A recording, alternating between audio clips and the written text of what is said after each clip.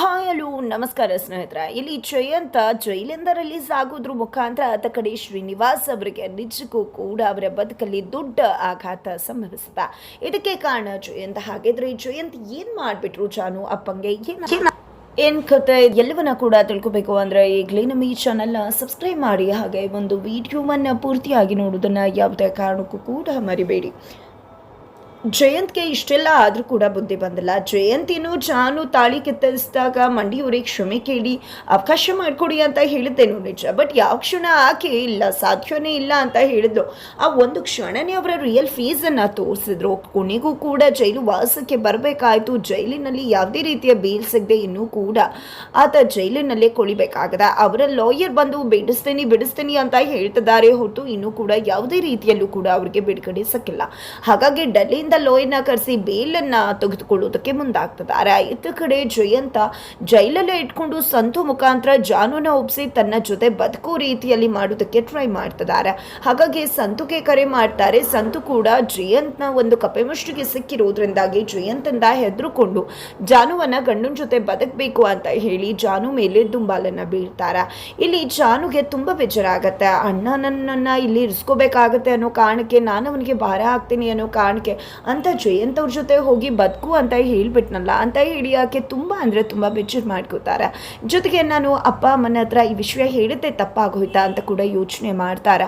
ಅಂದು ನಾನು ಯಾವುದೇ ರೀತಿಯಲ್ಲೂ ಕೂಡ ಸತ್ಯ ಹೇಳಬಾರ್ದು, ಅವ್ರ ಮನಸ್ಸಿಗೆ ಘಾಸಿ ಆಗತ್ತೆ, ಅವ್ರಿಗೆ ತುಂಬ ನೋವಾಗತ್ತೆ ಅಂತ ಅಂದ್ಕೊಂಡು ವಿಷಯನ ಹೇಳಲಿಲ್ಲ. ಆದರೆ ಇವತ್ತು ನನ್ನಿಂದ ತಡೆಯೋಕ್ಕಾಗಲಿಲ್ಲ.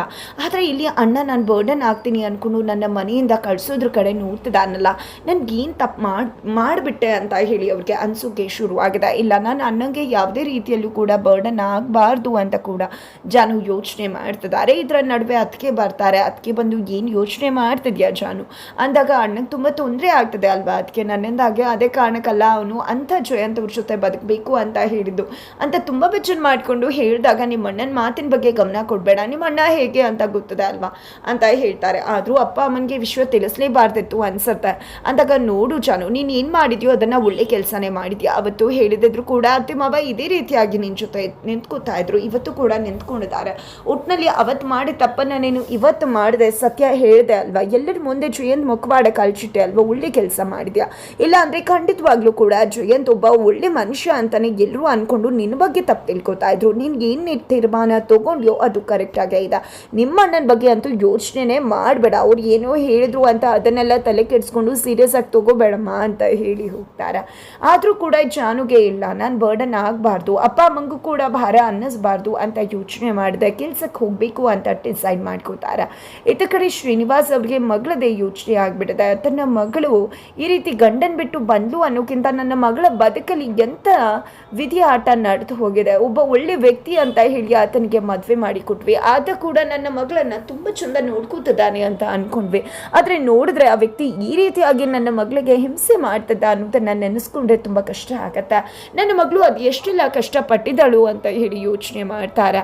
ಹೆಂಡತಿ ಲಕ್ಷ್ಮಿ ಅವ್ರ ಹತ್ರ ಕೂಡ ಹೇಳ್ತಾರೆ, ಹೌದು ನನ್ನ ಮಗಳು ಚೆನ್ನಾಗಿರಬೇಕು, ಆದರೆ ಈ ಮನೆಯಲ್ಲಿ ಸಂತುಗೆ ತೊಂದರೆ ಆಗಬಹುದಲ್ವ, ನಾವು ಬಂದ್ವಿ, ಈಗ ವೈದೇಹಿ ಅವ್ರು ಬಂದರು, ಎಲ್ಲರಿಂದ ಕೂಡ ಸಂತುಗೆ ಭಾರ ಆಗ್ತದೆ ಅಂತ ಅನಿಸುತ್ತೆ ಅಂದಾಗ, ನನ್ನ ಮಗಳು ನಿಜಕ್ಕೂ ವೆಂಕಿ ಮತ್ತು ಅವರ ಅಮ್ಮನನ್ನು ಒಂದು ಮಾಡಿ ಖಂಡಿತ ಒಳ್ಳೆ ಕೆಲಸ ಮಾಡಿದಾಳ. ಈಗ ನನ್ನ ಮಗ ಸಂತುಗೆ ಯಾವುದೇ ರೀತಿ ನನ್ನ ಮಗಳು ಭಾರ ಆಗೋದಿಲ್ಲ, ಯಾಕಂದರೆ ನಾವು ಈ ಮನೆ ಬಿಟ್ಟಂತೂ ಹೋಗಬಾರ್ದು, ಈ ಮನೆಯಲ್ಲಿ ಇರಬೇಕಾಗತ್ತೆ. ಹಾಗಾಗಿ ನಾನು ಒಂದು ಡಿಸೈಡ್ ಮಾಡಿದ್ದೀನಿ, ನಾನು ಹೇಗೂ ಗ್ಯಾರೇಜ್ ಶುರು ಮಾಡಿದ್ದೀನಿ, ಅದರಲ್ಲಿ ಬರ್ತಕ್ಕಂಥ ಹಣ ಎಲ್ಲವನ್ನ ಕೂಡ ಸಂತು ಕೈಗೆ ಕೊಡ್ತೇನೆ, ಯಾವುದೇ ರೀತಿ ಪ್ರಾಬ್ಲಮ್ ಆಗೋದಿಲ್ಲ, ಅವನಿಗೂ ಕೂಡ ಬರ್ಡನ್ ಅನಿಸೋದಿಲ್ಲ ಅಂತ ಶ್ರೀನಿವಾಸ್ ಅವರು ಲಕ್ಷ್ಮಿ ಹತ್ರ ತಿಳಿಸ್ತಾರೆ. ಇತ್ತ ಕಡೆ ಜಯಂತ್ ಮತ್ತೆ ಸಂತುನ ಕಾಡೋದಕ್ಕೆ ಶುರುವಾಗಿದ್ದಾರೆ. ಯಾಕಂದ್ರೆ ಫೋನ್ ಮಾಡಿ ಏನೋ ಜಾನುನ ಒಪ್ಸಿ ಅಂತ ಹೇಳಿದ್ರು, ಆದರೆ ಜಾನು ಒಪ್ಕೊಂಡೆಲ್ಲ ಬಿಟ್ಲ ಅಂತಕ್ಕಂಥ ವಿಷಯ ಇನ್ನೂ ಕೂಡ ಜಯಂತ್ಗೆ ಗೊತ್ತಾಗಬೇಕಾಗಿದೆ. ಅದೇ ಕಾರಣಕ್ಕೆ ಜಯಂತ್ ಮತ್ತೆ ಸಂತುಗೆ ಕರೆ ಮಾಡ್ತಾರೆ. ಈ ಸಂತುಗಂತೂ ಜಯಂತ್ ಕಾಲ್ ಅಂದರೆ ಭಯ ಶುರುವಾಗುತ್ತೆ. ಯಾಕಂದ್ರೆ ಈ ವ್ಯಕ್ತಿ ಯಾವ ಟೈಮಲ್ಲಿ ಏನು ಮಾತಾಡ್ತಾನೋ, ಇವನಿಗೆ ನಾನು ಸಿಕ್ಕ ಹಾಕೊಂಡಲ್ಲ, ಸಾಯ್ತಾ ಇದ್ದೀನಲ್ಲ ಅಂತ ಹೇಳಿ ಅವ್ರಿಗೆ ಅನ್ಸೋಕೆ ಶುರುವಾಗುತ್ತೆ. ಫೈನಲಿ ಜಯಂತ್ ಕಾಲ್ನ ರಿಸೀವ್ ಮಾಡಿದೆ. ಏನಾಯಿತು ಜಾನು ಅವ್ರನ್ನ ಒಪ್ಸಿದ್ರ ನೀವು ಅಂತ ಜಯಂತ್ ಕೇಳ್ತಿದ್ದಾರೆ. ನಾನು ಅದೇ ಪ್ರಯತ್ನದಲ್ಲಿದ್ದೀನಿ. ಆಕೆ ಎಷ್ಟು ಹಠಮಾರಿ ಅನ್ನೋದು ನಿಮಗೂ ಕೂಡ ಗೊತ್ತದೆ ಅಲ್ವಾ. ನಾನು ಏನೇ ಹೇಳಿದ್ರು ಕೂಡ ಒಪ್ಕೋತಾ ಇಲ್ಲ. ನೀವು ಯಾವಾಗ ಜೈಲಿಂದ ಬರುವುದು, ಆಮೇಲೆ ನೀವು ನಾನು ಇಬ್ಬರು ಕೂಡ ಸೇರಿಕೊಂಡೆ ಜಾನು ಮನಸ್ಸನ್ನು ಬದಲಾಯಿಸ್ಬಹುದಲ್ವಾ ಅಂದಾಗ, ಅದೇನು ನಿನಗೆ ಹೇಳಿದ್ರೆ ಇನ್ನೊಬ್ರಿಗೆ ಹೇಳ್ತಿದ್ಯಲ್ಲ, ನೀನು ತಲೆ ಕೆಟ್ಟಿದ್ಯಾ ನಿನಗೆ, ಜಾನುನ ಒಪ್ಸಿ ಅಂತ ಹಿಡಿದು ನನ್ನ ಸಹಾಯ ತಗೊಂಡು ಒಪ್ಸಿ ಅಂತಲ್ಲ. ನಾನು ಬರೋದನ್ನೆಲ್ಲ ಯಾಕ್ರಿ ವೆಯ್ಟ್ ಮಾಡ್ತಿದ್ರಾ, ನಾನೇನು ಒಂದು 2 ದಿನದಲ್ಲಿ ಬಂದುಬಿಡ್ತೀನಿ. ಆದರೆ ನೀವು ಜಾನುನ ಒಪ್ಪಿಸ್ಬೇಕು, ಇಲ್ಲ ಅಂದರೆ ಖಂಡಿತ ನಿಮ್ಮ ಒಂದು ಫೋಟೋ ಗೋಡೆ ಮೇಲೆ ಇರುತ್ತೆ. ಜೊತೆಗೆ ದುಡ್ಡು ತೊಗೋಬೇಕಾದ್ರೆಲ್ಲ ಬ್ಲ್ಯಾಕ್ ಮೇಲ್ ಮಾಡ್ತಾ ಇದ್ರೆ ಅದಕ್ಕೆಲ್ಲ ತಲೆ ಯೂಸ್ ಮಾಡ್ತೀರಾ. ಈಗ ಜಾನುನ ಒಪ್ಸೋದಕ್ಕೆ ತಲೆ ಯೂಸ್ ಮಾಡ್ಲಿಕ್ಕೆ ಆಗೋದಿಲ್ವಾ? ಮೊದಲು ಏನು ಮಾಡ್ತಿರೋ ಗೊತ್ತಿಲ್ಲ, ಜಾನು ನನ್ನನ್ನು ಒಪ್ಕೊಂಡು ಮತ್ತೆ ನನ್ನ ಮನೆಗೆ ವಾಪಸ್ಸಾತಿ ಆಗಬೇಕು, ಆ ರೀತಿ ನೀವು ಮಾಡಲೇಬೇಕು ಅಂತ ಹೇಳಿ ಇಲ್ಲಿ ಜಯಂತ್ ದುಂಬಾಲನ್ನು ಬೀಳ್ತಾರೆ. ಈ ಕಡೆ ಸಂತು ತಲೆ ಕೆಟ್ಟು ಹೋಗುತ್ತೆ. ಏನಪ್ಪ ಇದು, ಈ ಮನುಷ್ಯನ ಕೈಗೆ ಸಿಕ್ಕೊಂಡು ನಾನು ಈ ರೀತಿ ಒದ್ದಾಡಬೇಕಾಗಿದೆಯಲ್ಲ ಅಂತ ಹೇಳಿ.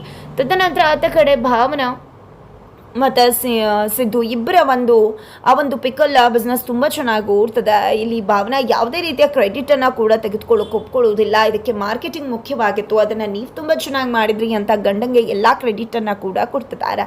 ಹೀಗೆ ಮಾತನಾಡ್ಕೊಂಡು ಬರಬೇಕಾದ್ರೆ ಅಲ್ಲಿ ನೀಲು ಕಡೆ ಹುಡುಗನ್ನ ನೋಡ್ತಾರೆ. ಅದೇ ವ್ಯಕ್ತಿ ನೀಲು ಅಣ್ಣನ ಜೊತೆ ಇದ್ದದ್ದು ಅನ್ನೋದು ತುಂಬ ಚೆನ್ನಾಗಿ ಗೊತ್ತಿತ್ತು ಭಾವನಾಗೆ. ಹಾಗಾಗಿ ಆ ವ್ಯಕ್ತಿ ಅಲ್ಲೇ ಇದ್ದಾನೆ ನೋಡಿ, ಅವನನ್ನು ಹಿಡಿದ್ರೆ ಖಂಡಿತವಾಗ್ಲೂ ಅವರಿಗೆ ಇಂಥ ಪರಿಸ್ಥಿತಿಗೆ ತಂದವ್ರು ಯಾರು ಅಂತ ಗೊತ್ತಾಗತ್ತೆ. ಆದರೆ ನಾವು ಯಾವುದೇ ರೀತಿಯಲ್ಲೂ ಕೂಡ ಅವನಿಗೆ ಸುಳಿವು ಕೊಡಬಾರ್ದು ಅಂತ ಭಾವನಾ ಹೇಳಿದಾಗ, ನಾನು ಈ ಕಡೆಯಿಂದ ಬರ್ತೀನಿ, ನೀವು ಆ ಕಡೆಯಿಂದ ಹೋಗಿ ಲಾಕ್ ಮಾಡಿ ಅಂತ ಹೇಳ್ತಾರೆ.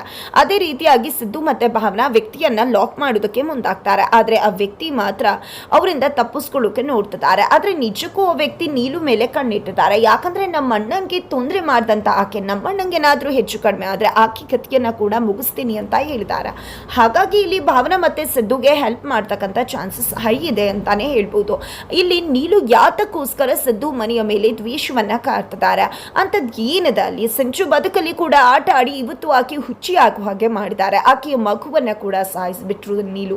ಹಾಗಿದ್ರೆ ಎಲ್ಲದರ ಹಿಂದೆ ಇರ್ತಕ್ಕಂಥ ಆ ಒಂದು ಕಾರಣ ಏನು ಅನ್ನೋದನ್ನ ಖಂಡಿತ ಭಾವನಾ ಪತ್ತೆ ಹಚ್ಚುತ್ತಾರೆ. ಪತ್ತೆ ಹಚ್ಚೋದ್ರ ಮುಖಾಂತರ ನೀಲು ನಿಜ ಮುಖ ಏನು ಅನ್ನೋ ಸತ್ಯವನ್ನ ಇಡೀ ಮನೆಯವರ ಮುಂದೆ ಬಟ್ಟ ಬಯಲುಗೊಳಿಸ್ತಾರೆ ಅನ್ನೋದನ್ನ ಕಾದು ನೋಡ್ಬೇಕಾಗಿದೆ. ಇದರ ನಡುವೆ ಇಲ್ಲಿ ತನ್ನ ತಂದೆಯ ಗ್ಯಾರೇಜ್ಗೆ ಊಟ ತಿಂಡಿ ತಗೊಂಡು ಜಾನು ಬಂದಾಳ. ಅಪ್ಪ ನೀವು ಯಾಕೆ ಊಟ ಮಾಡೋದಿಲ್ಲ, ಇಲ್ಲೇ ಹೋಟೆಲಲ್ಲಿ ಊಟ ಮಾಡ್ಕೋತೀರಿ ಅಂತಾನೆ ಅಮ್ಮ ತಿಂಡಿ ಕೊಟ್ಟು ಕಳಿಸಿದಾಳೆ, ತಗೊಳ್ಳಿ ಊಟ ಮಾಡಿ ಅಂತ ಹೇಳಿದ್ದೆ. ತಿಂಡಿ ನಾ ತಿನ್ನಿ ಅಂತ ಹೇಳ್ತಿದ್ದಾಳೆ. ಇತ್ತ ಕಡೆ ಜಾನು ಊಟಕ್ಕೆ ಎಲ್ಲ ರೆಡಿ ಮಾಡ್ಕೋಬೇಕಾದ್ರೆ ತನ್ನ ಮಗಳ ಪರಿಸ್ಥಿತಿಯನ್ನು ನೋಡಿದಂಥ ಶ್ರೀನಿವಾಸ್ ಅವರು ಮಗಳು ಅವತ್ತು ಆಡಿದಂಥ ಜಯಂತ್ ಬಗ್ಗೆ ಆಡಿದಂಥ ಎಲ್ಲ ಮಾತುಗಳನ್ನು ಕೂಡ ನೆನಪು ಮಾಡ್ಕೋತಿದ್ದಾರೆ. ಹಾಗೆ ನೆನಪು ಮಾಡ್ಕೊಳ್ತಾ ಕೆಲಸ ಮಾಡ್ತಿರ್ತಾರೆ. ಆ ಒಂದು ಬರದಲ್ಲಿ ಅವರ ಕೈಗೆ ಪೆಟ್ಟಾಗ್ಬಿಡುತ್ತೆ. ತಕ್ಷಣ ಜೋರಾಗಿ ಚೀರ್ತಿದ್ದಾಗೆ ವೆಂಕಿ ಮತ್ತು ಜಾನು ಹೋಗಿ ಅವರನ್ನು ಕಾಪಾಡ್ತಾರೆ. ಬಟ್ ಆಲ್ರೆಡಿ ಕೈ ಡ್ಯಾಮೇಜ್ ಆಗಿದೆ. ಕೊನೆಗೂ ಇಲ್ಲಿ ಹಾಸ್ಪಿಟಲ್ಗೆ ಅಡ್ಮಿಟ್ ಮಾಡಿದ್ದಾರೆ. ಇಲ್ಲಿ ಅವರ ಒಂದು ಕೇರಿಂಗನ್ನು ಮಾಡ್ತಿದ್ದಾರೆ ಡಾಕ್ಟರ್ ಕೂಡ. ಇದರ ನಡುವೆ ವೆಂಕಿ ಹೋಗಿದ್ದ ಲಕ್ಷ್ಮಿ ಅವರನ್ನು ಕರ್ಕೊಂಡು ಬರ್ತಾರೆ. ಏನಮ್ಮ ನಿನ್ಗಿನ ಕೆಲಸ ಅಂತ ಇಲ್ಲಿದೆಯಾ ಅಂತ ಅಮ್ಮ ಕೇಳಿದಾಗ, ಅದು ಅಪ್ಪ ಕೆಲಸ ಮಾಡಬೇಕಾದ್ರೆ ಅವ್ರ ಕೈಗೆ ಜಾಸ್ತಿ ಪೆಟ್ಟಾಗಿದೆ ಅಂತ ಹೇಳಿದಾಗ ಇಲ್ಲಿ ಲಕ್ಷ್ಮಿ ಅವರು ಹೋಗಿದ್ದೆ ತನ್ನ ಗಂಡನ ಪರಿಸ್ಥಿತಿಯನ್ನು ನೋಡಿ ಕಣ್ಣೀರು ಹಾಕ್ತಿದ್ದಾರೆ. ಇಷ್ಟು ವರ್ಷಗಳ ಬದುಕಲ್ಲಿ ಎಂದೂ ಈ ರೀತಿ ಆಗಿರಲಿಲ್ಲ, ಆದರೆ ಇವತ್ತು ನನ್ನ ಗಂಡನಿಗೆ ಈ ರೀತಿ ಆಗೋಯ್ತಲ್ಲ ಅಂತ ಸಂಕಟ ಪಡ್ತಿದ್ದಾರೆ. ಇದಕ್ಕೆಲ್ಲ ಕಾರಣ ಒಂದು ರೀತಿಯಲ್ಲಿ ಜಯಂತ್ ಅಂತಾನೆ ಹೇಳ್ಬೋದು. ಜಯಂತ್ ಕರೆಕ್ಟ್ ಆಗಿದ್ದರೆ ಜಾನು ಬದುಕು ಈ ರೀತಿ ಆಗ್ತಿರ್ಲಿಲ್ಲ. ಜಾನು ಬದುಕು ಈ ರೀತಿ ಆಗದೆ ಇದ್ದಿದ್ರೆ ಅಪ್ಪ ಯೋಚನೆ ಮಾಡಿ ಈ ರೀತಿ ಕೈ ಕಳ್ಕೊತಾ ಇರಲಿಲ್ಲ. ಹಾಗಿದ್ರೆ ಮುಂದೇನಾಗುತ್ತೆ ಮುಂದಿನ ವಿಡಿಯೋ